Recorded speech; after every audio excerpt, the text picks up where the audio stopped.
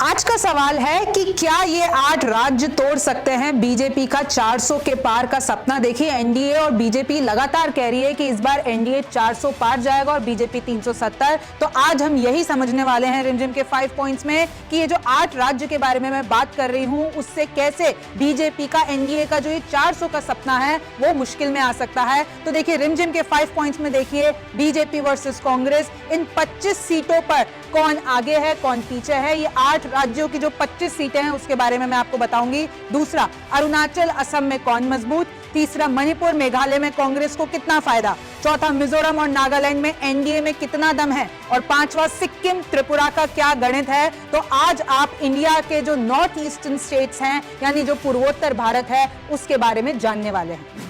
Show शुरू करूं उससे पहले आपको ये भारत का नक्शा देख लेना चाहिए। और देखिए, जो आज हम पूर्वोत्तर क्या है, भारत के पूर्वोत्तर की कहानी। आई एम श्योर कि जो पूर्वोत्तर की राजनीति है उसके बारे में जो ये मेन लैंड है उसको थोड़ा कम पता होता है, इसलिए मैं आपके लिए आज पूरे पूर्वोत्तर की कहानी लेकर आई हूं। उसमें कौन कौन से राज्य हैं, सिक्किम, अरुणाचल, असम, नागालैंड, मणिपुर, मिजोरम, मेघालय और त्रिपुरा। देखिए, इनको 7 सिस्टर्स भी कहा जाता है और इनमें सबसे ज्यादा जो बड़ी प्रॉब्लम होती है वो इन्फ्लिट्रेशन की होती है, यानी जो ये घुसपैठ होती है उसकी प्रॉब्लम होती है। अब मैं आगे बढ़ती हूं हमारे पहले पॉइंट पे कि आखिरकार जिन 8 राज्यों की मैं बात कर रही हूं उधर कब कब वोटिंग है और क्या क्या स्थिति है। तो देखिए, 8 राज्यों में कब वोटिंग, पहले बात कर लेते हैं। अरुणाचल में 2 सीटें हैं, अरुणाचल पश्चिम और अरुणाचल पूर्व। ये देखिए, दोनों ही सीटें पिछली बार 2019 की बात करूं तो बीजेपी जीती थी और इस बार इधर 19 अप्रैल को वोटिंग है। और मैं आपको एक और बात बता दूं, अरुणाचल में ये सेम डे को विधानसभा चुनाव भी हैं। तो लोकसभा चुनाव और विधानसभा चुनाव यहाँ पर एक ही दिन 19 अप्रैल को होने वाले हैं।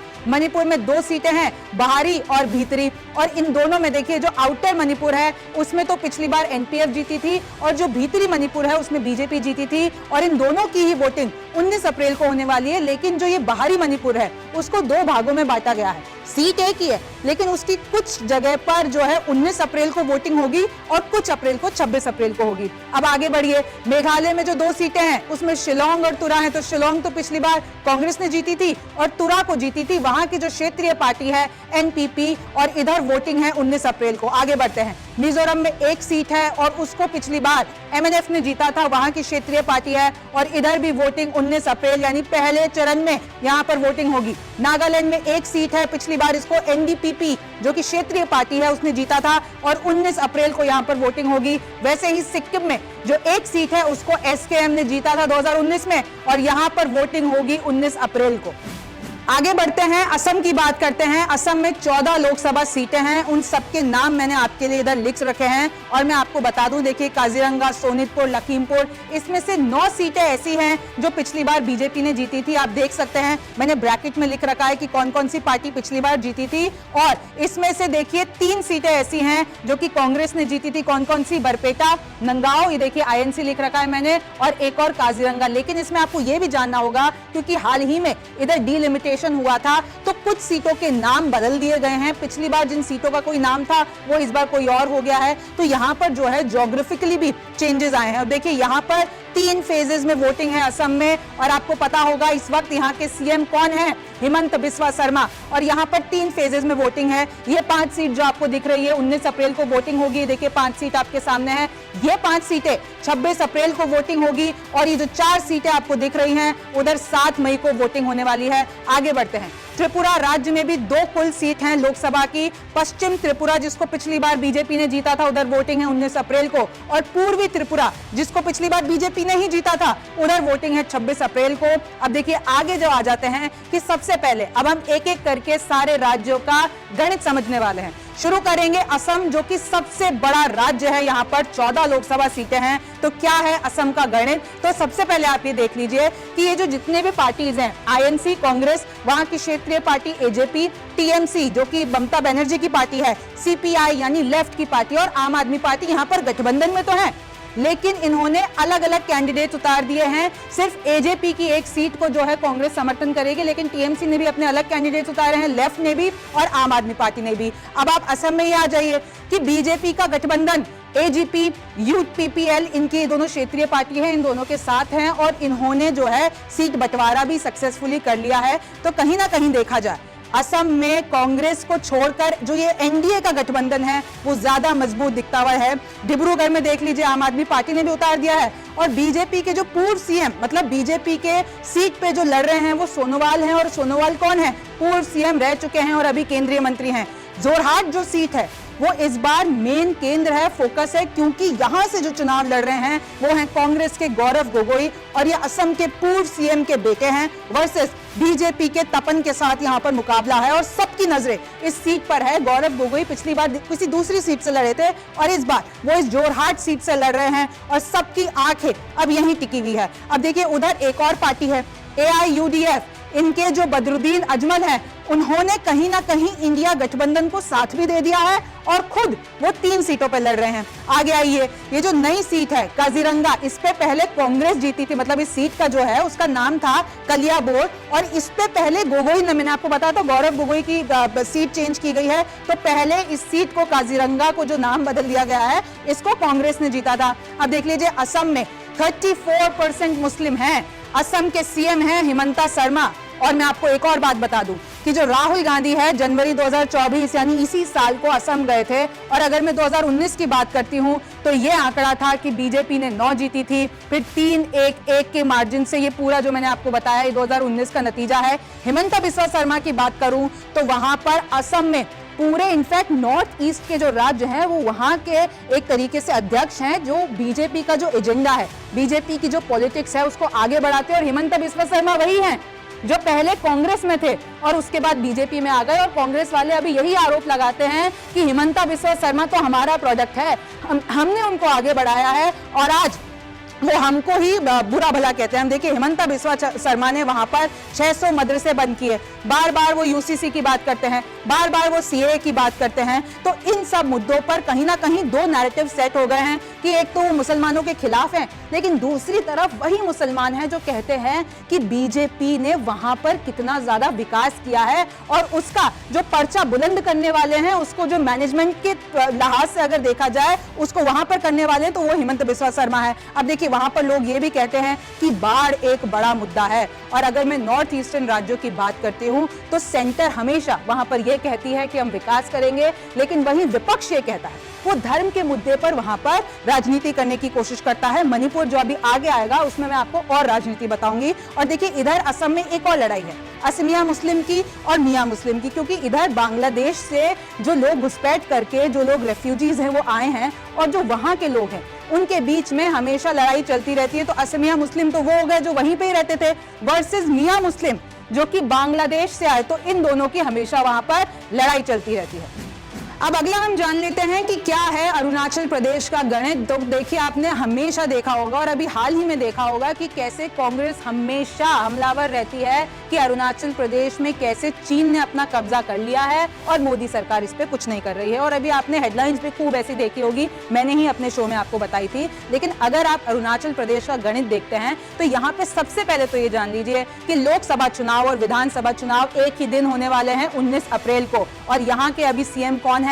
पेमा खांडू यहाँ के सीएम हैं जो कि बीजेपी पार्टी के हैं। और इधर विधानसभा की कितनी सीटें हैं? 60 और लोकसभा की 2 सीटें हैं। अब आप ये देखिए जो 2019 के विधानसभा चुनाव हुए थे उसमें 41 सीट्स बीजेपी ने जीती, 7 जदयू ने जीती और 5 जो वहां की क्षेत्रीय पार्टी है एनपीपी ने जीती। और कांग्रेस के खाते में आई 4, पीपीए के खाते में आई 1, ये भी वहां की क्षेत्रीय पार्टी है, और इंडिपेंडेंस ने जीती 2। और लोकसभा की बात करते हैं तो दोनों की दोनों सीटें ही बीजेपी ने जीत ली थी। अच्छा, मैं आपको ऑलरेडी बता चुकी हूं और आपको पता होगा कि कैसे चीन के साथ ये जो बॉर्डर विवाद है उस पर कांग्रेस लगातार मोदी सरकार के ऊपर हमलावर रहती है। हर मुद्दे में वो बताती है कि कैसे वहां पर चीन हमारी जमीन में घुस गया है। उन्होंने अरुणाचल प्रदेश के कुछ गांवों के नाम बदल दिए हैं, लेकिन मोदी सरकार उस पर कुछ करती नहीं है। तो कांग्रेस का यहाँ पर यही आरोप रहता है। और देखिए कई ऐसे मुद्दे हैं जैसे विकास का मुद्दा। उधर अगर मैं बात करूं तो ये जो ईसाई लोग हैं वहां पे, क्योंकि क्रिश्चियन पॉपुलेशन बहुत ज्यादा है, देखिए 30% है, तो इन लोगों को चाहिए कि इनका जो SC स्टेटस है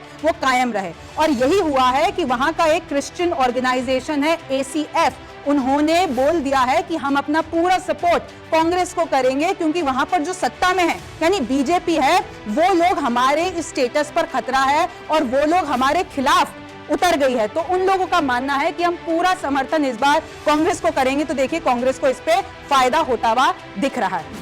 अगला है कि मणिपुर में क्या चुनावी गणित है। तो देखिए, मणिपुर के इस बारे में मुझे आपको ज्यादा बताने की जरूरत नहीं है, क्योंकि पिछले साल से लेकर अभी तक आपने बहुत बार देखा होगा कि कैसे मणिपुर का मुद्दा हाईलाइट में रहा, कैसे कांग्रेस, विपक्ष सब ने उस मुद्दे को उठाया। लेकिन हम इसके चुनावी गणित की बात करते हैं। लोकसभा की यहाँ पर 2 सीटें हैं और 19 को दोनों सीटों पर वोटिंग होने वाली है। अब जो ये बाहरी है, जो बाहरी मणिपुर है, मैंने जैसे आपको बताया था कि यहाँ पर दोनों सीटों पे होगी तो सही 19 अप्रैल को वोटिंग, लेकिन 26 अप्रैल को भी जैसे ये बाहरी जो हैं, जो कुकी लोग हैं, वो तो 19 तारीख को कर देंगे, और जो ये बाहरी में नागा लोग हैं वो लोग 26 अप्रैल को वोटिंग करेंगे। क्योंकि आपको पता है वहां पर मेतई, कुकी, नागा और इन सब में जो ये अलग अलग ट्रूप्स और ग्रुप्स बने हुए हैं, इसमें कितनी टेंशन है। तो राज्य की जो बीरेन सरकार है, यानी बीजेपी की सरकार है, उसके खिलाफ गुस्सा है। और कांग्रेस ने तो ये भी अपने मैनिफेस्टो में कह दिया है कि जब हम सत्ता में आएंगे तो सबसे पहला ये काम करेंगे कि मणिपुर में आके इस सरकार को हम रद्द कर देंगे, यानी बर्खास्त कर देंगे। बीजेपी के साथ एनपीएफ का गठबंधन है। यहाँ पर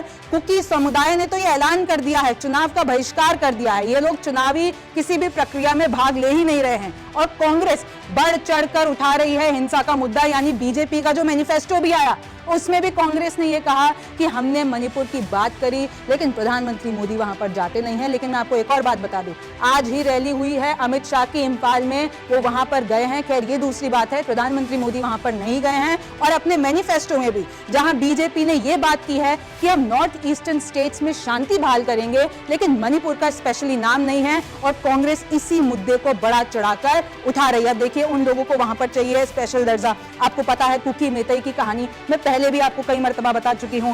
अलग अलग राइवल ग्रुप्स हैं वहां पर। यहां पर जो सीआरपीएफ है, जो हमारी सेंट्रल फोर्सेस हैं, वो भी नाकाम हो जाती है इन ग्रुप्स के आगे। तो मणिपुर का चुनावी गणित पूरा ये है। अब बात कर लेते हैं मेघालय में क्या चुनावी गणित। तो देखिए, 2 लोकसभा सीटें हैं वहां पर, उन 2 का नाम है शिलोंग। और अगर 98 से बात करते हैं, एक तो जो सीट है वो शिलोंग है और एक तुरा है। और शिलोंग की अगर मैं बात करूं तो 1998 से इधर कांग्रेस का कब्जा है, यानी लगातार 1998 से कांग्रेस यहां पर जीतती हुई आ रही है। और अगर तुरा की बात करती हूं तो 2014 से वहां की जो क्षेत्रीय पार्टी है एनपीपी, वहां पर उधर की जीत हो रही है। और बीजेपी और एनपीपी का यहां पर गठबंधन है। कांग्रेस और टीएमसी गठबंधन में तो है, लेकिन उन्होंने कैंडिडेट्स अलग अलग उतारे हैं। असम से बॉर्डर विवाद यहां पर एक बड़ा मुद्दा है। आए दिन यहां पर टेंशन्स होती रहती है इस चीज को लेकर। धर्म के नाम पर जो ये राजनीति होती है, क्योंकि अलग अलग एथनिक ग्रुप्स हैं, तो एक वो इधर मुद्दा है। और हिंसा, क्योंकि नॉर्थ ईस्टर्न राज्य है, तो आप सारे नॉर्थ ईस्टर्न राज्य मिला लीजिए, यहां पर वायलेंस और जो ये रेफ्यूजीज आ जाते हैं, सीएए, एनआरसी, इन सब के इर्द गिर्द पूरी पॉलिटिक्स यहां पर घूमती है। चौथा है कि मिजोरम और नागालैंड में एनडीए में कितना दम है। तो देखिए, आपको पता होगा 2019 में कैसे नॉर्थ ईस्टर्न जो स्टेट्स हैं उसमें बीजेपी ने एक शानदार प्रदर्शन किया था, यानी एनडीए ने शानदार प्रदर्शन किया था। वहां की जो क्षेत्रीय पार्टी है वो इसी लालच में बीजेपी के साथ गठबंधन कर लेती है, क्योंकि उनकी सेंट्रल में सरकार है, यानी केंद्र में सरकार है। और केंद्र का वहां पर विकास पहुंचाना बहुत जरूरी है। अब देखिए, उनकी कुछ मांगे रहती है जितनी भी नॉर्थ ईस्टर्न स्टेट्स हैं। जैसे कि अगर मैं मिजोरम की बात करती हूँ कि ग्रेटर मिजोरम की मांग है कुकी और जो समाज जो है उनको अलग से, उनके लिए ग्रेटर मिजोरम की मांग है और उनको अलग राज्य चाहिए, अलग स्पेशल दर्जा चाहिए। अच्छा, यहाँ पर वही सारी दिक्कतें हैं, घुसपैठ की, हिंसा, मणिपुर की लपटें यहाँ पर भी पहुंच गई, क्योंकि वहां से जो लोग भाग भाग के आए थे वो मिजोरम में ही आ गए थे। और 2019 में एमएनएफ यहाँ पर जीती थी, जो कि क्षेत्रीय पार्टी है। और देखिए, अब क्योंकि जो विधानसभा चुनाव हुए उसमें जेडपीएम ने इधर बढ़त बना ली, जेडपीएम जीत गई, तो अब वो बड़ी चुनौती है एमएनएफ के लिए। और एमएनएफ और बीजेपी का गठबंधन है, आप ये ध्यान रखिए। अब नागालैंड में देख लीजिए, जो वहां की सत्ताधारी पार्टी है, क्षेत्रीय पार्टी एनडीपीपी, कहां की, नागालैंड की, उसके साथ बीजेपी का गठबंधन है, यानी वो दोनों एक साथ है। और इन लोगों की क्या मांग रहती है वहां की जनता की, कि हमको एक अलग राज्य मिले। और क्योंकि वहां पर 88% ईसाई है, तो जो ये धर्म के नाम पर हिंसा होती है वो भी आपको नागालैंड में देखने को मिलती है। अब बात कर लेते हैं सिक्किम की। तो देखिए, सिक्किम में हाल ही में बीजेपी को एक बड़ा झटका इसलिए लगा है क्योंकि जो एसकेएम के साथ, जो वहां पर क्षेत्रीय पार्टी है और जो सत्ता में भी रही है, उनके साथ उनका गठबंधन टूट गया है। 2019 में इन्होंने 7 चुनाव लड़ा था, लेकिन 2024 में इनके रास्ते अलग हो गए हैं। तो देखिए, 2019 में एक सीट, जो एकमात्र सिक्किम की सीट है, वो एसकेएम ने जीती थी। और यहाँ पर कितनी, और ये भी बात जान लीजिए कि जैसे अरुणाचल में विधानसभा और लोकसभा साथ हो रहे हैं, इधर भी वही मामला है। सिक्किम में भी विधानसभा और लोकसभा चुनाव एक साथ हो रहे हैं। तो देखिए 32 विधानसभा सीटें यहाँ पर साथ होंगे, एलएस और विधानसभा चुनाव 19 अप्रैल को एक ही दिन। तो आप देखिए कि इलेक्शन कमीशन के लिए कितनी बड़ी चुनौती है। यहाँ पर उन्होंने अपनी हाईएस्ट फोर्सेस लगा रखी है, क्योंकि हिंसा तो ऑलरेडी यहाँ पर होती है और यहाँ पर क्योंकि विधानसभा और लोकसभा एक ही दिन एक साथ हो रहे हैं, तो इलेक्शन कमीशन के लिए एक बड़ी चुनौती है कि बिना बड़ी हिंसा के यहाँ पर चुनाव करवाना। आप देखिए यहाँ पर अगर मैं कुछ समीकरण की बात करूं तो 57% हिंदू हैं, 27% यहाँ पर बुद्धिज्म यानी बौद्ध धर्म फॉलो करने वाले हैं। और अब हाल ही में ये जो इनका सिक्किमीज मूवमेंट है वो बढ़ता जा रहा है। इनकी जो आइडेंटिटी है वो लोग इस पे काम कर रहे हैं और वो दिन दूर नहीं जो ये लोग भी स्पेशल दर्जे के लिए मांग करने लगेंगे। तो देखिए इसमें कौन कौन सी पार्टीज है, एक है एसकेएम, एक है एसडीएफ, एक है बीजेपी और एक है कांग्रेस। इनमें मुकाबला है। अब देखिए इसमें क्यों मैं आपको बता रही हूं कि बीजेपी को एक बड़ा झटका लगा है, वो इसलिए क्योंकि हाल ही में कुछ विधायक और एक दो नहीं तकरीबन 10 से 12 विधायक छोड़ के चले गए हैं बीजेपी को। कहां पर? ये जो एसकेएम ग्रुप है उसमें चले गए हैं। तो बीजेपी का जो यहां पर है थोड़ा मामला बिगड़ गया है। आखिरी राज्य है त्रिपुरा। अब इसकी भी बात कर लेते हैं कि त्रिपुरा का आखिरकार चुनावी गणित क्या है। तो देखिए एनडीए यहाँ पर कौन कौन सी पार्टीज का यानी एनडीए गठबंधन कौन कौन सी पार्टीज का है, बीजेपी प्लस त्रिपुरा मोथा पार्टी जो वहां की क्षेत्रीय पार्टी है। फिर इंडिया गठबंधन की बात कर लेते हैं तो कांग्रेस और लेफ्ट यानी सीपीआईएम। और अगर 2019 में मैं बात करती हूँ, दोनों ही सीटें यहाँ की जो लोकसभा सीटें हैं वो बीजेपी ने जीत ली थी। और इन लोगों की क्या मांग है कि हमको ग्रेटर त्रिपुरा लैंड चाहिए, उनकी ये मांग है। और देखिए जो विकास का मुद्दा है, हिंसा का मुद्दा है, धर्म के नाम पर राजनीति है और वहां पर जो हमारी सेंट्रल फोर्सेस को वहां के जो एथनिक ग्रुप्स के साथ उनकी टेंशन्स होती हैं, वहां पर ये जो भी म्यांमार है, बांग्लादेश है, वहां से लोग घुसपैठ करके आते हैं। और क्योंकि बीजेपी सरकार ने ये कह दिया है कि सीएए तो अब उस पर अमल कर ही लिया है, एनआरसी भी जल्दी आ जाएगा, तो इस पूरे मामले पर इधर पॉलिटिकल टेंशन्स होती रहती हैं। तो देखिए शो देखकर आपको समझ में आ गया होगा कि ये जितने भी 8 राज्य हैं जहां पर 25 लोकसभा सीटें दांव पर लगी हुई हैं। 2019 में तो बीजेपी ने बहुत अच्छा प्रदर्शन किया 2014 के मुकाबले, लेकिन अब क्योंकि यहां पर टेंशन्स बढ़ गई हैं, यहां पर कांग्रेस ज्यादा हमलावर हो गई यानी विपक्ष ज्यादा हमलावर हो गई है बीजेपी के पास और कुछ ऐसे झटके लग गए हैं बीजेपी को, जैसे गठबंधन का टूटना, जैसे कुछ ऐसी मांगे हैं जिस पर वहां पर जनता में आक्रोश है। तो अब उतना अच्छा प्रदर्शन करना बीजेपी के लिए मुश्किल लग रहा है। बाकी क्या होगा ये तो वक्त बताएगा। आप न्यूज़ 24 देखते रहिए, रिमझिम के 5 पॉइंट्स देखते रहिए। मैं हूं रिमझिम जेठानी, फिर मुलाकात होगी।